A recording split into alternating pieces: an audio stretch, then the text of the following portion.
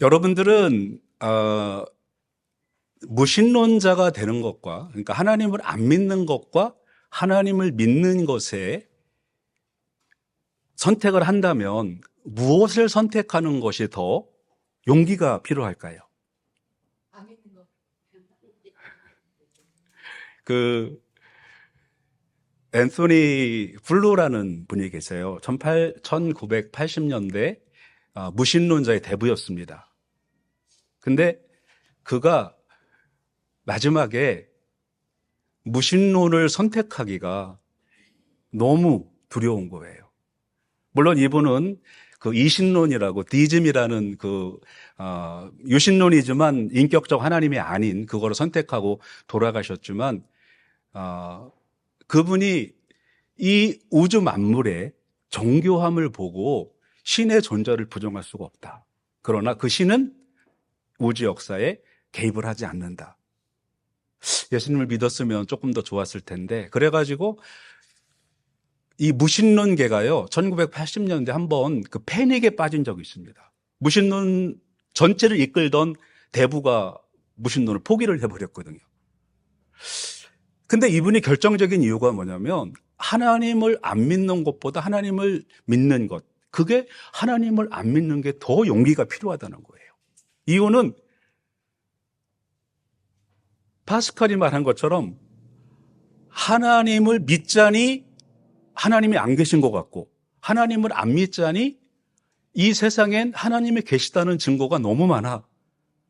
그렇다면 하나님을 믿는 게 어떻겠냐라고 생각을 했던 것처럼 이 앤소니 플루라는 분도 결국엔 신이 존재한다라고 인정하고 돌아가셨습니다.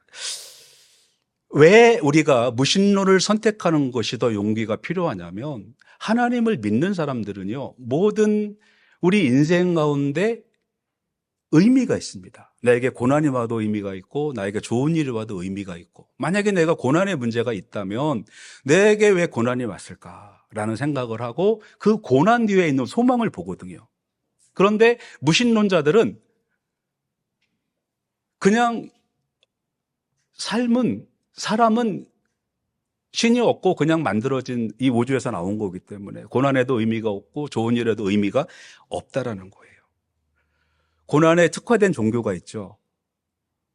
불교입니다. 이 불교는 석가모니가 그 네팔 왕국이죠, 지금의. 거기에서 왕자로 태어나서 결혼을 하고 살다가 밖에 나가 보니까 사람들이 살아가는 게 다 고난이에요. 그래서 왜 고난이 왔을까? 이분이 고난을 연구를 시작을 했는데, 그래서 불교는 모든 게 고난입니다. 다 고난이에요. 그래서 인생을 고해라고 했습니다. 고생의 바다가 인생이라고 그렇게 이야기를 했어요. 그런데 그 연구가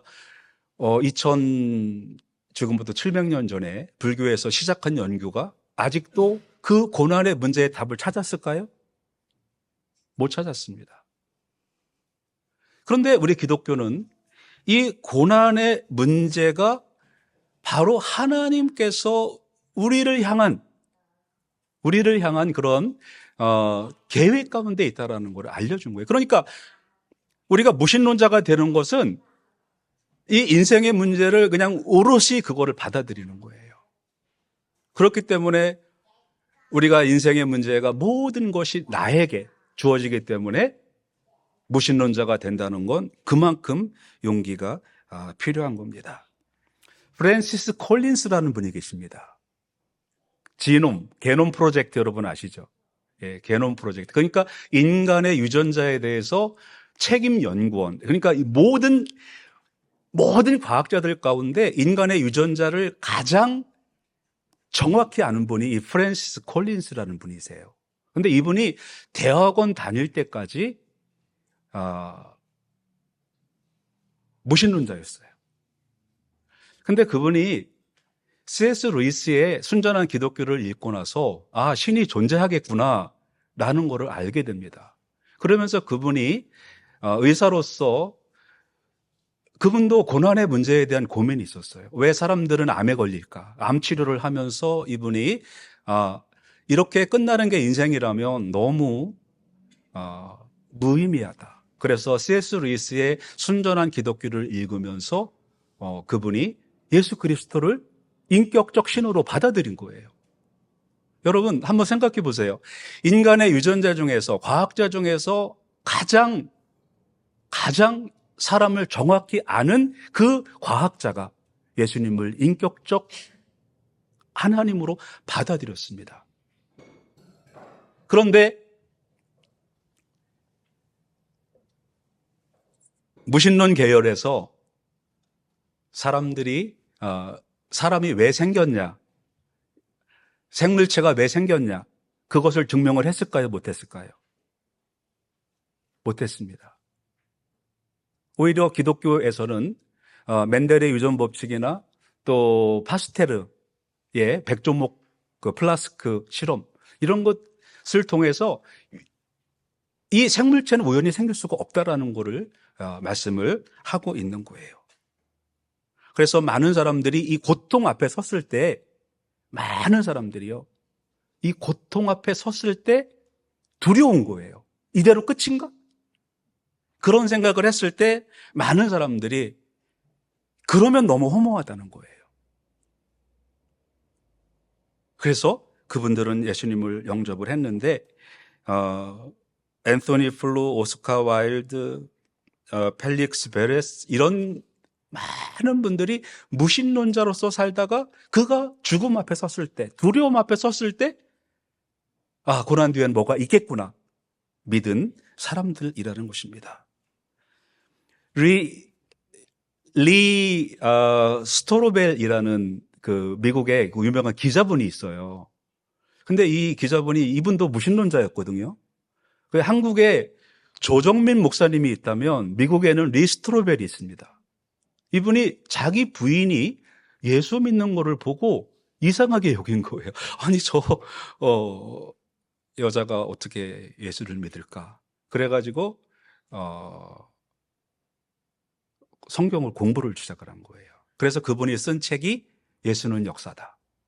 그 책을 써가지고 수많은 무신론자들을 예수님 앞으로 인도한 거예요. 이런 분들이 바로 고난과 죽음 앞에 섰을 때 그 뒤에 뭐가 있겠구나라는 것을 깨달은 분들이에요.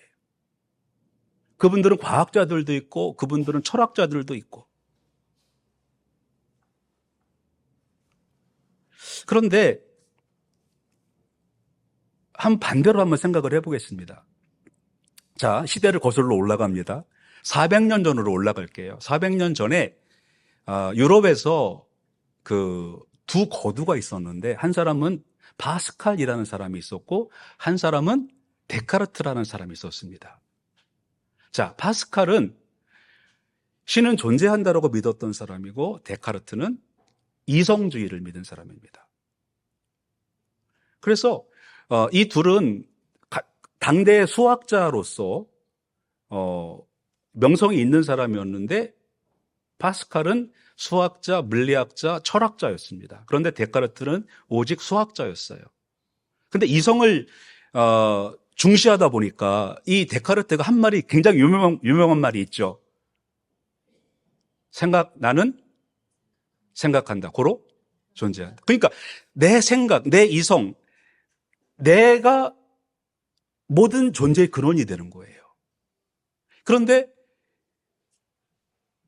파스칼은 보이지 않는 세계를 생각을 한 거예요. 우리가 보는 거는 다가 아니라는 거예요. 이성적으로 보는 거가 다가 아니라는 거죠. 그래서 그분이 만들어낸 것이 디지털 기술을, 지금부터 400년 전에 파스칼이 이 디지털 기술을 만들어낸 거예요. 그게 바로 사형기하학이라는 겁니다. 제가 전에도 말씀드렸듯이 지금 전철이 다니잖아요. 버스가 다니잖아요. 그 버스의 그 시간 배열은 다 파스칼이 해놓은 거예요. 그거 우리가 지금 쓰는 겁니다. 컴퓨터의 기술도 마찬가지예요. 기압을 연구했잖아요. 저기압이 되면 태풍이 일어난다. 그래서 그 기압의 단위가 헥토 파스칼이에요. 그 파스칼의 이름이 들어간 겁니다. 근데 그분이 나중에 돌아가실 때 방세라는 책을 썼습니다. 방세. 읽어보셨어요? 저는 안 읽어봤지만 내용은 너무 잘 알고 있습니다. 방세라는 말은 불어로 생각들이라는 거예요. 근데 그 안에 어차피 우리가 사람으로서 하나님이 계신 것과 하나님이 안 계신 것을 증명을 할 수가 없다. 솔직히 인정을 했습니다. 그런데 사람들에게 내가 할 말이 있는데 어차피 우리가 증명할 수 없다면 하나님이 있다고 믿는 게 합리적이냐? 아니면 하나님이 없다고 믿는 게 합리적이냐? 그거를 수학자답게 수학 공식으로 만들었어요. 그래서 거기에다가 무한 이득, 유한 손실, 무한 손실, 유한 손실 이렇게 해가지고 그거를 방정식 같이 만들어가지고요. 우리가 뭘 선택할지 한번 해봐라 했던 거예요. 그래가지고 4가지의 경우수를 해가지고 거기에다가 기대값을 계산을 해가지고 여러분들이 합리적으로 한번 선택을 해보세요 라고 문제를 내드린 겁니다. 그는 16살 때 파스칼의 정리라는 수학을 만들어낸 분이에요. 16살 때 어린애가. 근데 그분이 이러한 것을 이야기를 하면서 만약에 여러분들이 만약에 이거를 이제 그 파스칼 웨이저라고 합니다. 파스칼의 내기 아니면 도박이라고 하는데 여러분들이 도박사라면 어디에다가 걸겠습니까? 라는 거예요. 어디에다가 그 내기에 걸겠습니까? 라는 거죠. 그래서 만약에 하나님이 있다 라고 했을 때 하나님이 있어. 그러면 그거를 무한 이득이라고 합니다. 이거는 그냥 영원히 이득이에요. 그죠? 근데 하나님이 있어. 하나님이 있다고 믿었는데 없어. 하나님이 있다고 했는데 없어. 그러면 우리 영혼이 없으니까 후회도 없죠. 우리는 소멸되니까. 후회할 것도 자시고도 없다라는 거예요. 그러니까 그거는 유한 손실. 손실인데 조금 손실이야. 왜 그러냐? 우리가 살아가면서 주일에 한 번씩 교회를 나왔잖아요. 그죠? 요거 손실입니다. 요거. 헌금 조금 드렸어. 그거 손실이에요. 유한 손실입니다. 근데 만약에 신을 믿지 않았어. 근데 신이 없어. 그러면은 그거는 이것도 저것도 아니죠. 어차피 없으니까. 근데 한 가지 경우의 수가 있는데 신을 믿지 않았어. 근데 신이 있었어. 그럼 어떻게 하겠냐는 거예요. 제가 어저께 오후에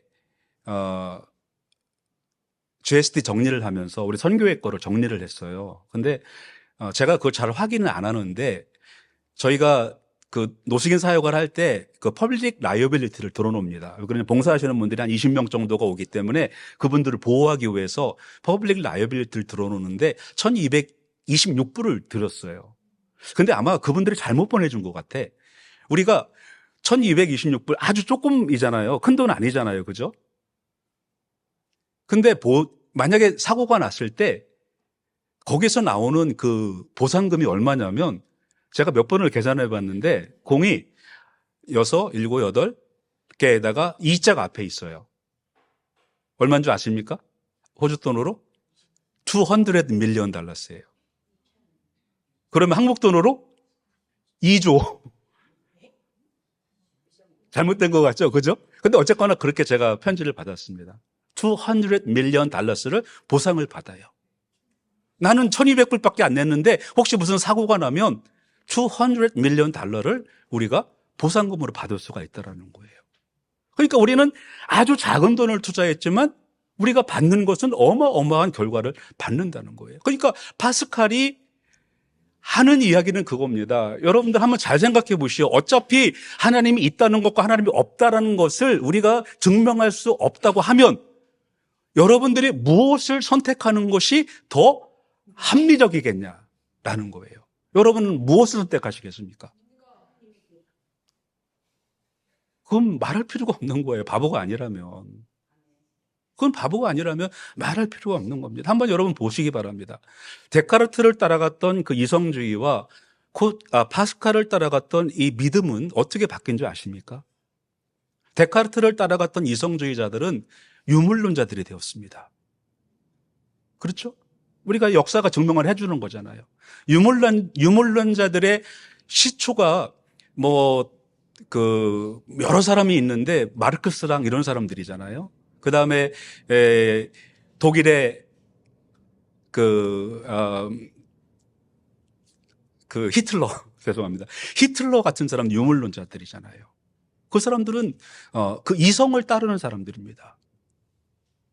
저희 집에 고양이가 한 마리 있었는데, 예쁜 고양이가 있었는데, 수명을 다해서 죽었어요. 그리고 나서 저희 집에 쥐가 많이 끕니다. 근데 끈끈이 쥐약을 이렇게 쥐약이 아니라 끈끈이를 놔가지고 하니까 이게 참 죽이는 저도 좀 힘들더라고요. 그걸 이렇게 붙어있는 거 이거 접어서 버려야 되잖아요. 되게 힘든데 유물론자들은요 그렇습니다. 유물론자들은 쥐나 우리나 같은 데서 온 거예요. 그러니까 이 유물론자들의 문제가 뭐냐면 쥐 같은 불필요한 존재들은 없애야 된다는 겁니다. 그래가지고 그 사람들이 한 일이 뭡니까? 히틀러가 한 일이 뭡니까? 유대인들 죽이고 장애인들 죽이고. 왜? 그냥 쥐 같은 다 물질이에요. 물질이기 때문에 필요 없는 물질은 다 없애버리는 거예요. 공산주의는 어땠습니까? 제가 대충 계산만 해봐도 공산주의에서 죽인 사람만 3천만 명 이상을 죽였습니다. 그 우리 한국에서도 많은 사람이.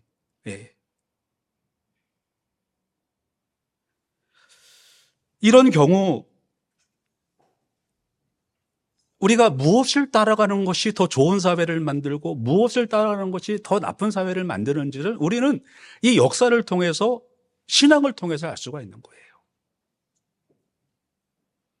오늘 제가 이 말씀을 우리 권사님들 임직하는 데 말씀을 드리는 이유가 하나님을 믿는다는 것이 어떤 의미가 있는지, 이 하나님에 대해서 우리가 확신만 있다면 그 다음에 벌어지는 일들에 대해서는 그냥 마음껏 하겠다는 거예요.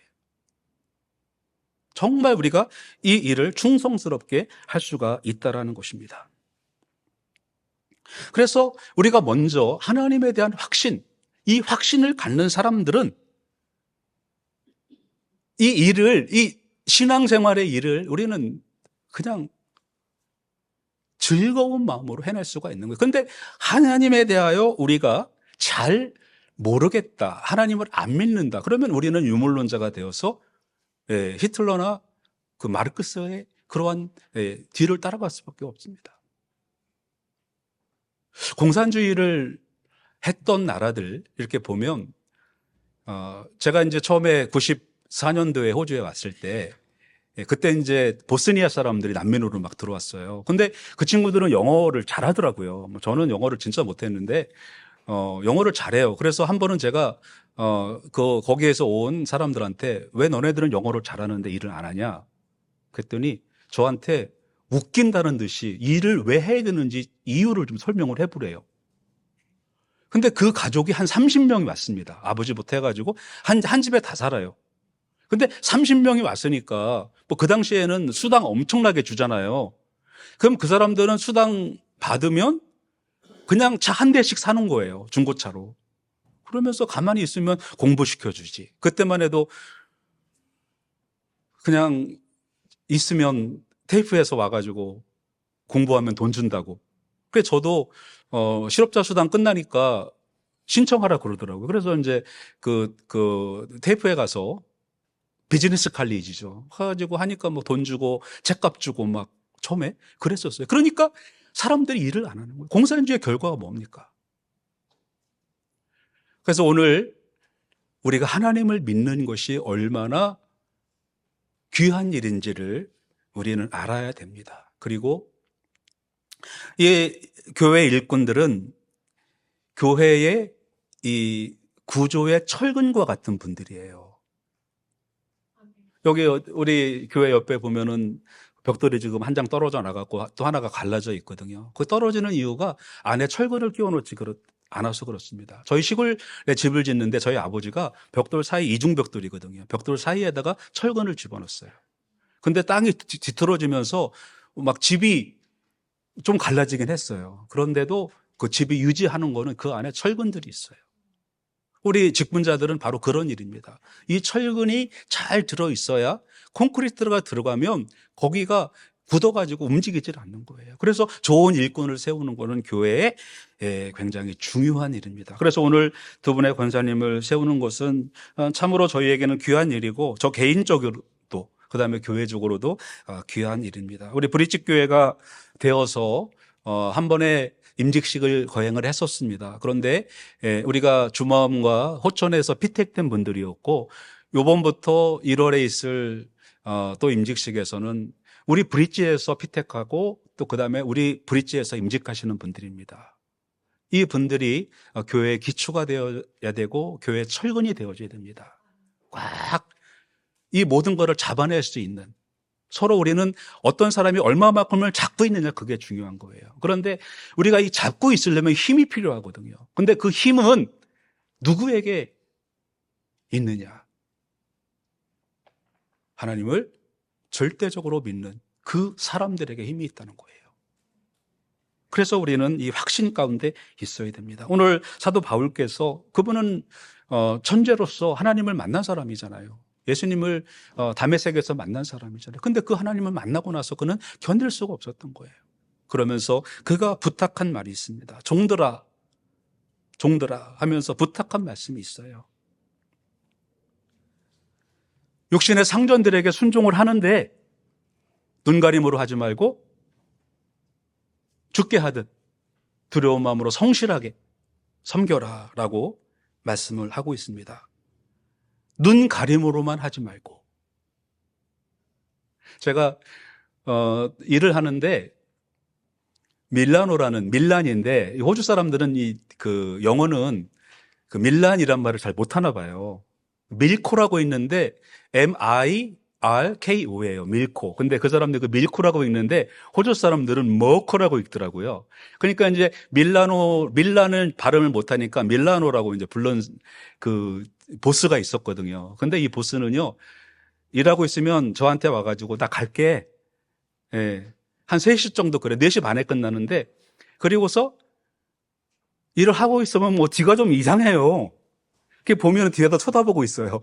분명히 간다고 나갔거든요. 저쪽으로 돌아와서 와가지고 내 뒤에서 일을 하나하나 보고 있는 거예요. 한 번은 현장에서 일을 하는데 호주 사람이 야 저기 밀라노가 있다 저한테 그러는 거예요. 밀라노가 저 담장 너머에서 이렇게 까치발을 서고서 그 용접하니까 불빛이 올라오잖아요. 불빛이 올라오나 안 올라오나, 연기가 올라오나 안 올라오나, 그걸 보고 있는 거예요. 한 2달, 3달을 그렇게 따라다니더니요, 그 다음부터는 일체 관여를 합니다. 왜? 눈 가림으로만 안 했거든요. 그리고 실적이 오르잖아요. 한번 뉴카슬에서 일을 하는데 거기 호주 사람 한 3~4명이 와갖고 일을 하고 있더라고요. 백인들이. 근데 이렇게 이제 벽을 만드는 일이었는데 벽을 철판을 붙이는 거였어요. 근데 호주 사람들이 와서 뭐 일을 7시에 일을 시작을 해야 되려 6시에 시작을 해야 되는데 8시까지 용접기도 안 켜고 있는 거예요. 그러니까 그거를 하는데 한 달이 걸렸는데 반도 못 한 거예요. 그러면서 이제 우리가 가니까 링컨이라는 거기 포맨, 매니저가 저한테 얼마큼 걸리겠냐 물어보는 거예요. 그래서, 금요일 오후까지 하고 갈게. 그랬더니, 그럼 금요일 오후에 끝나면 월요일에 올 거니? 그래서, 아니, 안 올 건데? 그랬더니, 제가 용이 영어를 잘 못하는구나. 그리고 그냥 무시하고 있더라고요. 금요일 오후에 짐을 챙겼습니다. 근데 이제 그때 일이 다 진행이 됐잖아요. 그러면서 와가지고, 정말 너희를 리스펙트 한다고. 여기 사람들은 3명, 4명이 한 달 동안 해도 반밖에 못한 거를 너네는 둘이 와서 한 달 넘게 일할 거를 일주일 만에 딱 끝내놓고, 물론 이제 우리는 일머리를 아니까 빨리 할 수가 있었죠. 기술이 있으니까. 근데 사람이 보든 안 보든 우리에게 주어진 시간 동안에 눈 가리고 하지 않았던 거예요. 그 다음부터는 무슨 일만 있으면 제일 좋은 어코모데이션, 호텔 잡아주고 우리 부르는 거예요. 들어 올라오라고. 그럼 그 사람들 한 달 일할 거 우리는 일주일이면 하고 내려오니까. 하나님의 일을 하는 사람들은 그런 마음으로 해야 됩니다. 그 다음에 두 번째 말씀은 사람에게 하듯 하지 말고 주께 하듯 하라는 말씀을 하고 있습니다. 제가 이번 행사가 있을 때 여러분들에게 여자분들은 다 한복을 입고 오세요, 그렇게 얘기를 했다 그러면은 우리 성도님들은 어떻게 하시겠습니까? 아, 목사님 한복이 어디 있어요? 그러니까 이제 우리가 상황으로 봤을 때 아마 안 입고 오시는 분들이 많을 거예요. 근데 옛날에는 했거든요. 한복 입고 오세요 그러면 목사님이 다 입고 왔어요. 100%. 저는 그거를 이게 인본주의냐 신본주의냐로 보는 거예요. 그러니까 인본주의가 되었습니다. 그러니까 내가 중요한 거예요. 내가. 왜? 우리는 진화가 되었기 때문에. 그렇게 생각을 하는 겁니다. 내가 중요해. 내가 없으면 안 하는 거예요. 현대가 이제 그렇게 변해가다 보니까 모든 것이 인본주의로 가다 보니까 다 어차피 이제 물질이니까 뭐 동성애 문제라든지 또 뭐 낙태 문제라든지 현대에 있는 모든 문제들이 그냥 여러분들 편한 대로 사십시오. 여러분들은 살다가 끝날 사람들입니다. 그러면 사회가 어떻게 되겠습니까? 그러니까 우리는 사람에게 하듯 하지 말고 하나님께 하듯 주께 하듯 하라, 그런 말씀이에요. 그 다음에 세 번째 말씀은 기업의 상을 바라고 라는 것입니다. 세상의 상을 바라지 말고 기업의 상을 바라자라는 것입니다. 여러분들은 사람의 평가를 들을 때 어떤 마음이 드십니까? 아마 교회에서 가장 평가를 많이 듣는 사람은 저일 겁니다. 그죠? 담임 목사는 모든 사람의 평가를 듣습니다. 어린 아이부터 어른에 이르기까지 저를 평가합니다. 근데 그 평가에 대해서 저는 어떻게 대응을 하겠습니까? 저는 세상의 상을 바라고 사는 사람이 아니에요. 저는 하늘의 기업을 바라고 사는 사람들입니다. 물론 이야기를 듣는 것을 생각하고 또 어떻게 할 것인가 고민하고 합니다. 무시하는 거 아니에요. 무시하지 않는 이유는 사람이 중요합니다. 구원받을 존재이기 때문에, 우리는 영혼을 가졌기 때문에. 그러나 그렇게 하는 이유는 그 사람 때문이 아니고 우리는 살아계신 하나님 때문입니다. 그래서 우리는 세상의 상을 바라지 않고 기업의 상을 바라야 됩니다. 우리 권사님들 사실 옛날부터 보면 교회는 이 권사님들이 실세세요. 사실은 뭐 당회에서 장로님들이 뭐 의논한 거, 그래서 지금 당회에서 이렇게 의논을 했어, 집에 와서 권사님들한테 얘기하면 권사님들이 딱 모여요. 그래서 집에 가서 다 얘기해, 장로님들한테. 그러면은 사실 부인 얘기는 남편 없잖아요. 그럼 이제 교회는 권사님들이 원하는 대로 되는 거예요. 그게 그겁니다. 그러니까 이 권사님들 얼마나 중요하냐라는 거예요. 그러나 우리가 봉사를 하다 보면 오해를 받을 때가 있고 섭섭할 때도 있고, 왜 나를 안 알아줄까? 내 마음은 이런데. 근데 그 마음은 사람이 받는 것이 아니고 하나님이 받으십니다. 나는 정말 수고했는데, 나는 정말 내 모든 거를 헌신해서 일했는데 왜 이렇게 평가를 받을까? 그 평가가 누구의 평가냐라는 거예요. 하나님의 평가, 하나님의 그 기업의 상이 되어져야 된다는 것입니다. 그래서 우리 권사님들 이제 2분 세워지고, 또 1월에 안수 집사님 2분, 장로님 3분을 세워지는데 사람의 평가를 들으려고 해서는 못합니다. 저 목회도 마찬가지예요. 사람의 평가를 듣고, 세상이 어딘데, 뭐 저 같은 경우에는 칭찬을 참 많이 듣고 목회를 하지만, 근데 현실은 냉정합니다. 영적 전투예요. 그래서 오늘 말씀 3가지, 눈가림으로만 하지 말자. 그 다음에 죽게 하듯 하자. 그 다음에 세상의 상이 아닌 기업을 생각하며 살아가자. 이거는 누가 이런 일을 할 수 있느냐?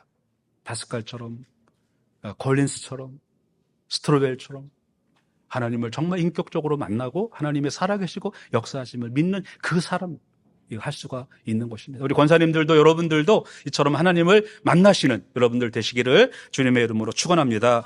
기도하시겠습니다.